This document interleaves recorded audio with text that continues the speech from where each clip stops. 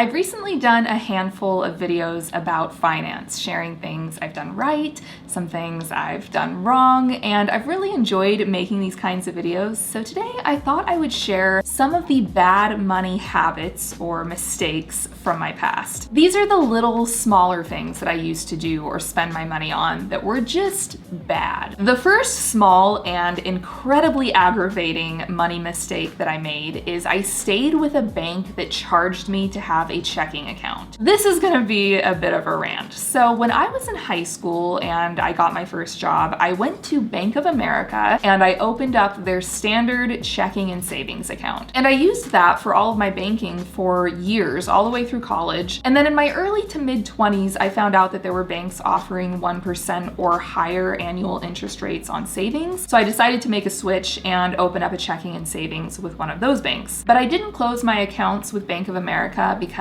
I had checks for those accounts. So on the odd occasion that I had to write a check, I already had checks. So I ended up leaving like $300 to $500, I don't remember the exact amount, in that checking account. So if I needed to write a check, and then I didn't really think about it for a couple of years. But what I didn't realize is that at some point, since I had become a Bank of America customer, they had started charging a $12 monthly maintenance fee on checking accounts that had less than $1,500 in them. And unbeknownst to me, this $12 monthly fee ended up draining the entire account, and I didn't even realize it until I got a notification for an overdraft with a $35 overdraft fee because they had withdrawn another $12 and put me negative and then charged me $35 because I went negative off of the $12 they took from me. Needless to say, those accounts are now closed. And I think this monthly fee thing is actually quite common with really big banks, but if your bank is charging you to give them your money for a checking account, you're with the wrong bank. The next bad money habit I had was I didn't cancel recurring subscriptions. I was really bad about this for a long time, like really bad. I would constantly start free app trials on my phone where it's like, try it free for 14 days, and then after that, we're billing you $60 annually. I would completely forget to cancel the trials if I wasn't using the app. For a while, I was really into doing the New York Times crosswords online, which if you're into crosswords, it's a great subscription. It's like $8 a month. I was into that for a couple of months, and then I just fell out of it and forgot about it for a year or so. And then I looked at my bank statement and I've been charged $8 a month for the last year for the crosswords I wasn't doing. By the time I went into my bank statement and I actually added up all of the little $5 to $10 charges scattered throughout the month, it was well over $100 a month that I was paying on stuff I wasn't using. The next mistake I made is I didn't prioritize investing my money. There is a lot of money to be made in the stock market. There's a lot of money to be lost in the stock market as well, depending on how risky you are. But in the past, I never thought about spending my money on stock versus on things. I never had the thought process of, if I don't spend $100 on these Lululemon leggings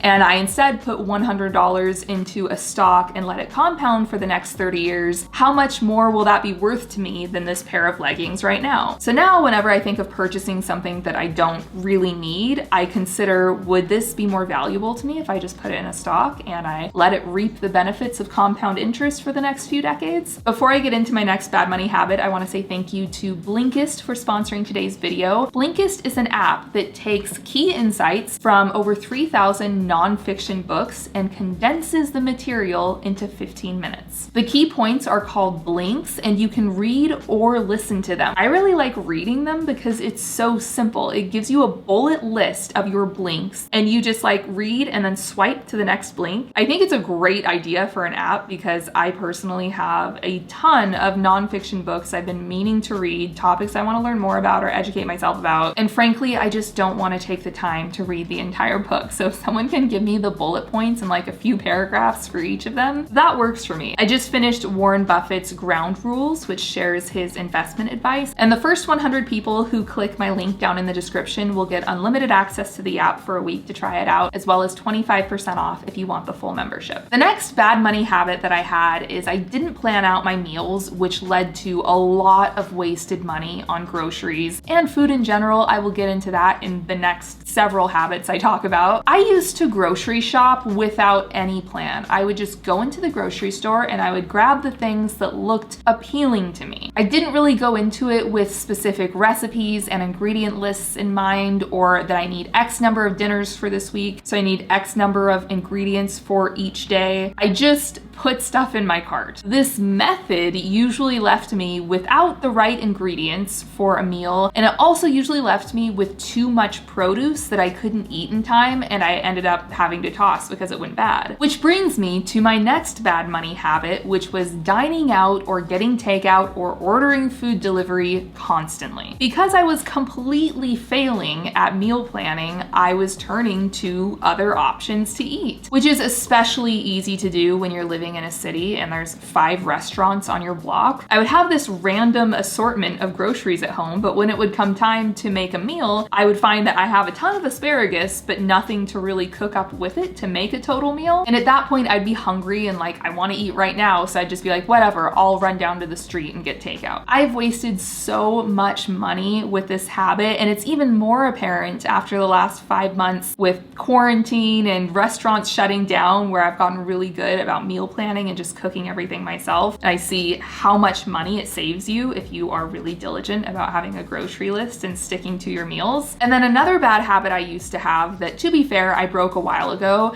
is buying water bottles. I used to never plan ahead. I never brought a reusable water bottle with me, and I was probably buying 3 or 4 plastic water bottles a week, and it was always from somewhere where it was kind of marked up to, it seemed like I was spending $2 to $3 per bottle. I was probably spending $10 to $12 a week on small amounts of water, which is a horrible use of money. It's horrible for the environment, and it's water. You're paying for like a little tiny thing of water. Just bring a water bottle with you places. It's such an easy switch to make that I can't believe at one point my default was just, I'm just going to buy water wherever I go. And then the last bad habit or money mistake I made is I didn't take an interest in personal finance. It wasn't a hobby for me. I didn't put any effort into educating myself on the best ways to grow wealth or the smartest ways to manage my money. And I've learned that people who are wealthy are usually wealthy partly because they've made personal finance one of their hobbies. If you take an interest in it, you will start learning so much, and it's something anyone can do. Anyone can start reading books and learning the secrets of accumulating wealth and doing smart things with their money. So those are some of my bad money habits from my past. If you have any bad money habits from your past, please let me know what they are down in a comment below. If you enjoyed this video, please give it a thumbs up and hit that subscribe button and the notifications bell so you know when new videos are posted. And can we just take a second to appreciate